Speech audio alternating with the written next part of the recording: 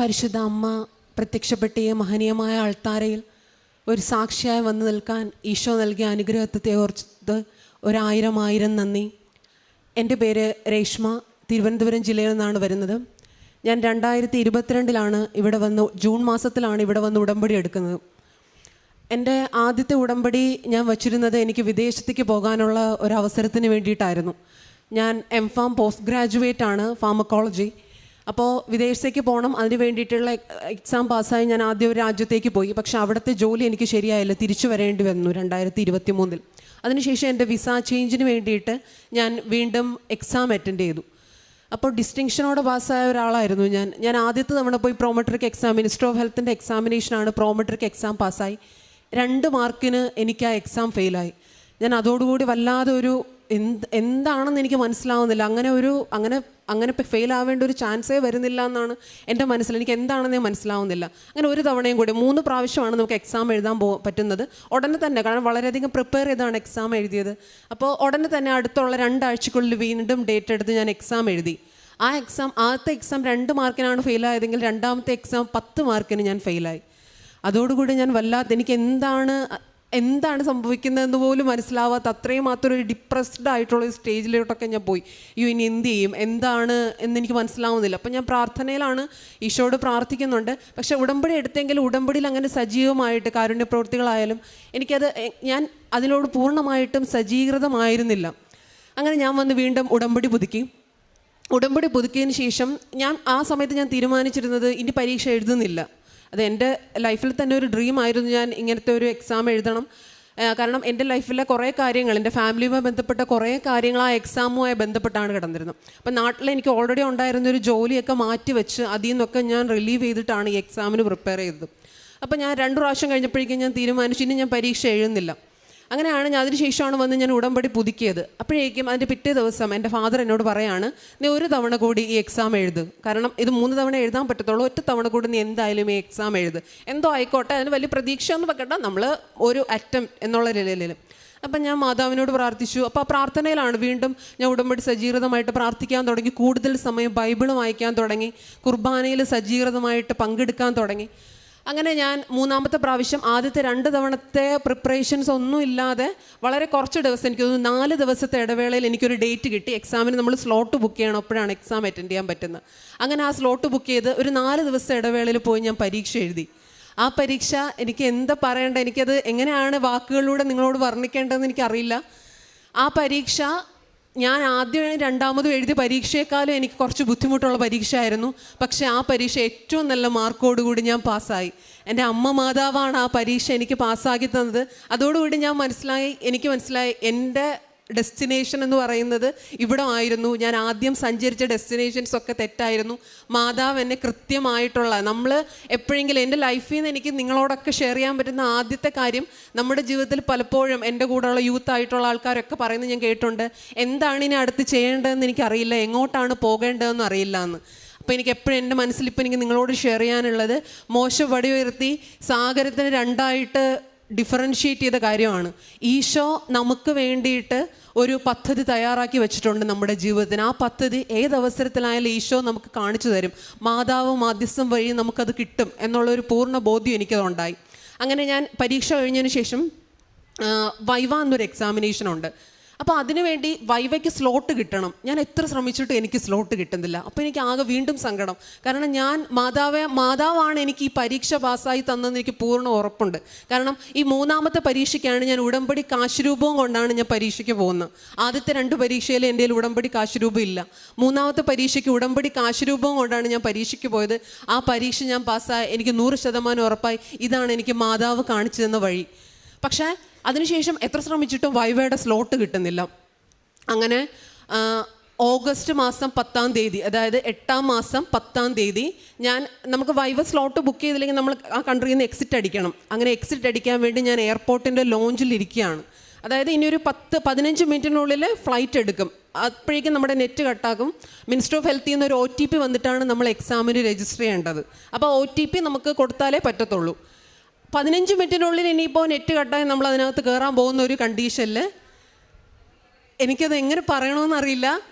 മാതാവിൻ്റെ ഹൃദയ ഘടികാരത്തിലെ ആ 8-10 ഓഗസ്റ്റ് മാസം 10-ാം തീയതി, അത്രയും നാൾ ഏതാണ്ട് ഒരു 30 ദിവസത്തോളം ഞാൻ ആ സ്ലോട്ടിന് വേണ്ടി ശ്രമിച്ചുകൊണ്ടിരിക്കുകയാണ്. ആ കിട്ടാത്ത സ്ലോട്ട് 8-10 ഓഗസ്റ്റ് മാസം 10-ാം തീയതി ഞാൻ ആ ഫ്ലൈറ്റ്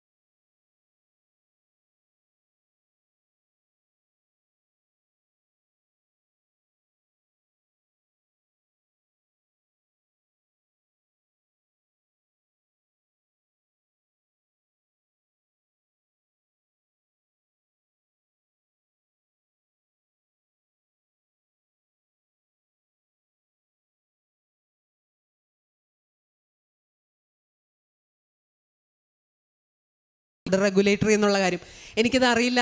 എങ്ങനെയാണ് ആ തീയതി ഞാൻ പല ഇവിടുത്തെ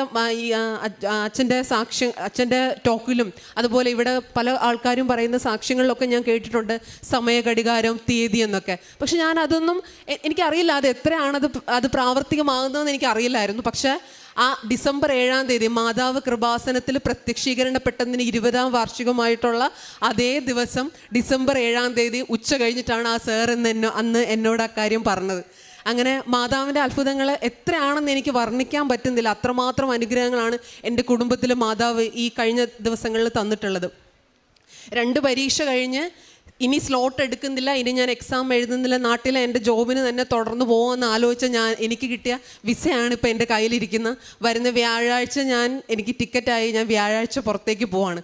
ഇത്രയും പ്രൊസീജിയേഴ്സ് ഉണ്ടെങ്കിലും അമ്മ മാതാവ് എൻ്റെ കൂടെ ആയിരുന്നുകൊണ്ട് അമ്മ മാതാവിൻ്റെ ഹൃദയ ഘടികാരത്തിലെ ഡേറ്റുകളും സമയങ്ങളും പോലും തെറ്റാതെ വലിയൊരു അടയാളമായിട്ടാണ് അമ്മ മാതാവ് എനിക്ക് അത്ഭുതങ്ങളെല്ലാം എൻ്റെ ജീവിതത്തിൽ തന്നത്. എനിക്ക് ഈ പറഞ്ഞ പോലെ അതുപോലെ ഈ ഉടമ്പടി എന്ന് പറയുന്ന കാര്യം പലരും പറയുന്നുണ്ട്, ഉടമ്പടി ഞങ്ങൾ ഇങ്ങനെ പ്രാർത്ഥിക്കുന്നു. പക്ഷെ എൻ്റെ ലൈഫിനെ സംബന്ധിച്ചോളം ഉടമ്പടി എന്ന് പറയുന്നത് എൻ്റെ ജീവിതത്തിനെ കുറച്ചുകൂടെ മെച്ചപ്പെടുത്താൻ, അല്ലെങ്കിൽ എനിക്ക് ചുറ്റുമുള്ള ആൾക്കാരോട് എൻ്റെ ഈശോയെ കൊടുക്കാനുള്ള ഒരു അവസരമായിട്ടാണ് എനിക്ക് തോന്നിയത്. ഞാൻ പെട്ടെന്ന് എന്തെങ്കിലും ഒരു ചെറിയ കാത്തിരിപ്പിൽ പോലും വളരെയധികം വിഷമിക്കുന്ന ഒരാളായിരുന്നു. അയ്യോ ഇത്രയും താമസിച്ചല്ലോ. പക്ഷേ ഇപ്പം എനിക്കങ്ങനെ തോന്നാറേയില്ല. കാരണം എനിക്കറിയാം മാതാവിൻ്റെ മധ്യത്തിൽ ഈശോ നമുക്ക് കൃത്യമായിട്ടുള്ള സമയങ്ങളിൽ ഈശോയുടെ മനസ്സിലൊരു പദ്ധതി, ഒരിക്കലും അത് നമ്മുടെ നാശത്തിനുള്ള പദ്ധതിയല്ല, ക്ഷേമത്തിനുള്ള പദ്ധതിയാണ്. അതുപോലെ യെശയ്യാ 45:2-3 വരെയുള്ള വാക്യങ്ങൾ, ഞാൻ നിനക്ക് മുൻപേ പോയി മലകൾ നിരപ്പാക്കുകയും പിച്ചളവാതിലുകൾ തകർക്കുകയും ഇരുമ്പോടാമ്പലുകൾ ഒടിക്കുകയും ചെയ്യും. നിന്നെ പേര് ചൊല്ലി വിളിക്കുന്ന ഇസ്രായേലിൻ്റെ ദൈവമായ കർത്താവ് ഞാനാണെന്ന് നീ അറിയേണ്ടതിന് അന്ധകാരത്തിലെ നിധികളുടെ രഹസ്യ ധനശേഖരണവും ഞാൻ നിനക്ക് നൽകും.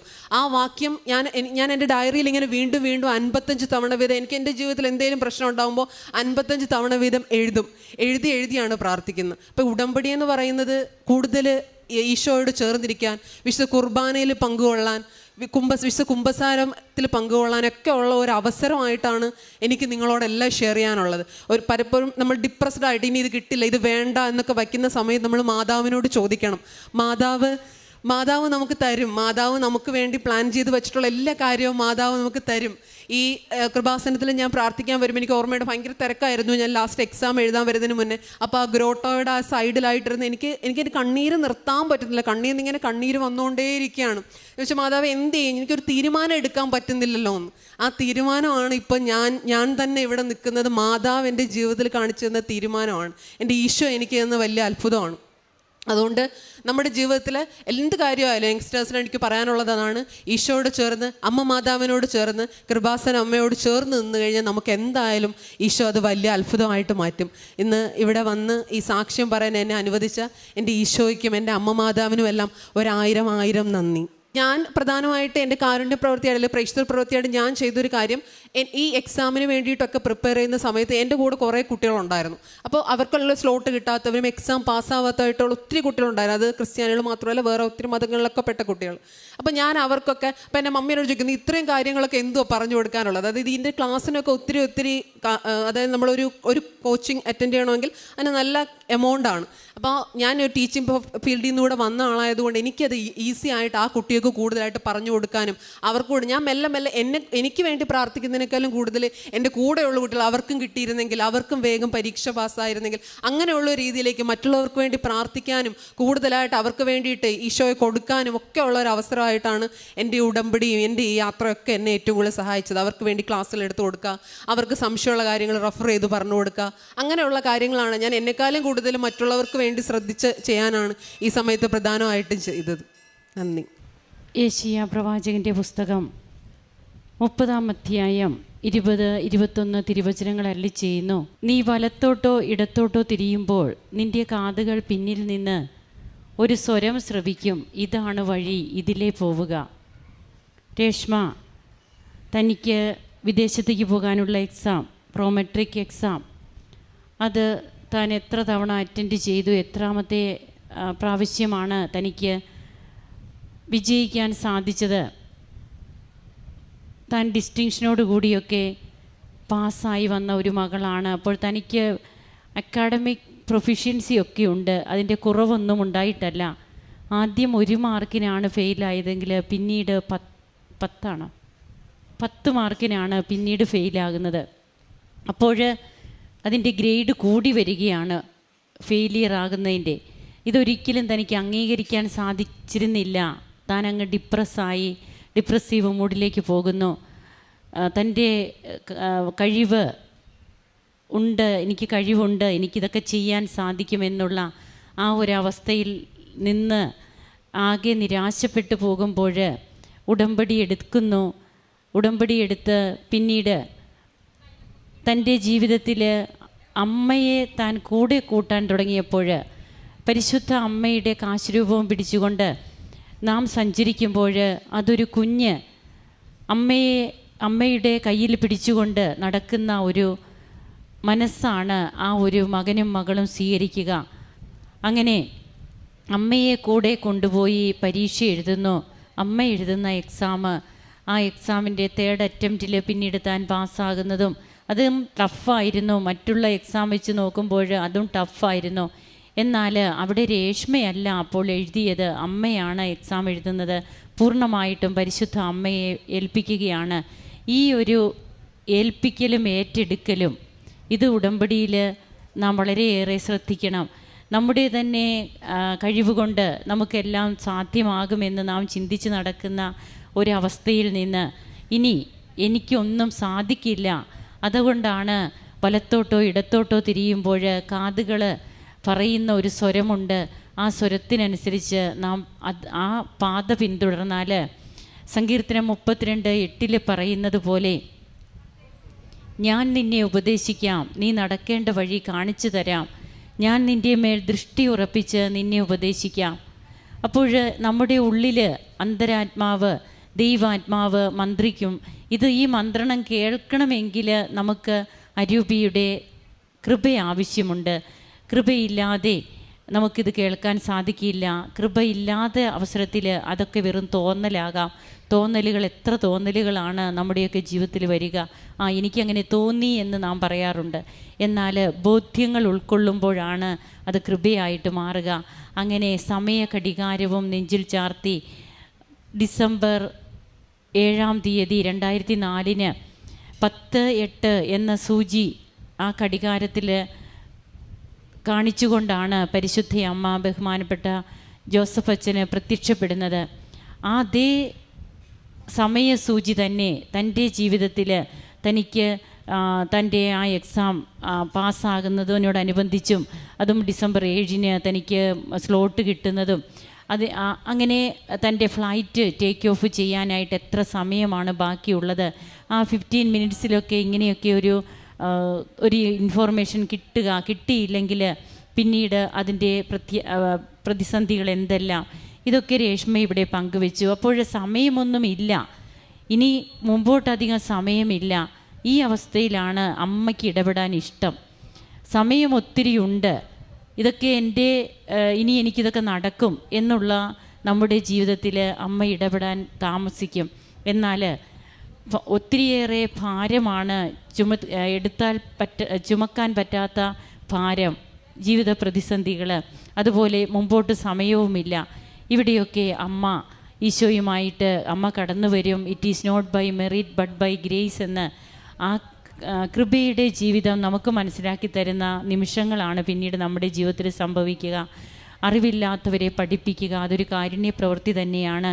തൻ്റെ ജീവിതത്തിൽ താൻ അനുഭവിച്ച ബുദ്ധിമുട്ടുകളിലൂടെ മറ്റുള്ള കുട്ടികൾ അവർ എത്രമാത്രം പൈസയൊക്കെ മുടക്കി അവർ പഠിച്ചാലും അവർക്ക് ആ ടൈം ബൗണ്ടാണ് അതൊക്കെ. എന്നാൽ ടൈം എടുക്കാതെ, അതായത് ടൈം എത്രയാണെന്നുള്ള ഒരു ചിന്ത പോലും ഇല്ലാതെ മറ്റുള്ളവർക്ക് വേണ്ടിയിട്ട് തൻ്റെ ആരോഗ്യവും സമയവും ഒക്കെ അവർക്ക് വേണ്ടിയിട്ട് ചിലവഴിച്ച് തന്നെ പോലെ കഷ്ടപ്പെട്ട കുട്ടികൾക്ക് അത് പറഞ്ഞു കൊടുക്കുവാൻ, ആ എക്സാമിൻ്റെ ഓരോ കാര്യങ്ങളും പറഞ്ഞു കൊടുത്ത് അവർക്കൊരു ട്യൂഷൻ ടീച്ചറെ പോലെ അവരെ മുമ്പോട്ട് നയിക്കുവാനൊക്കെ തനിക്ക് സാധിച്ചു. അത് തൻ്റെ ഒരു കാരുണ്യ പ്രവർത്തനത്തിൻ്റെ ഒരു ഭാഗമായിട്ട് ഈ മകൾ കണ്ടു എന്നാണ് പറയുക. അങ്ങനെ ഇന്ന് സന്തോഷത്തോടെ ഇവിടെ വന്ന് നിൽക്കുകയാണ്. തൻ്റെ വിദേശത്തേക്ക് പോകുന്നതിനുള്ള തടസ്സങ്ങളൊക്കെ മാറി അമ്മ കനിഞ്ഞു നൽകിയ കൃപയ്ക്ക് അമ്മയോട് നന്ദി പറയുകയാണ് രേഷ്മ. നമുക്കും കരങ്ങളടിച്ച് ദൈവത്തെ മഹത്വപ്പെടുത്താം. യേശുവേ നന്ദി, യേശുവേ സ്തുതി, യേശുവേ ആരാധന. അത്യപൂർവ ദൈവാനുഭവങ്ങൾ ഇനി നിങ്ങൾക്കും സ്വന്തം. ഈ യൂട്യൂബ് ചാനൽ ഇതുവരെ സബ്സ്ക്രൈബ് ചെയ്തിട്ടില്ലെങ്കിൽ ഇപ്പോൾ തന്നെ സബ്സ്ക്രൈബ് ചെയ്യുക. ഈ വീഡിയോ ഇപ്പോൾ തന്നെ നിങ്ങളുടെ സുഹൃത്തുക്കൾക്ക് ഷെയർ ചെയ്തുകൊണ്ട് കർത്താവിൻ്റെ പ്രേക്ഷിതരാകുക.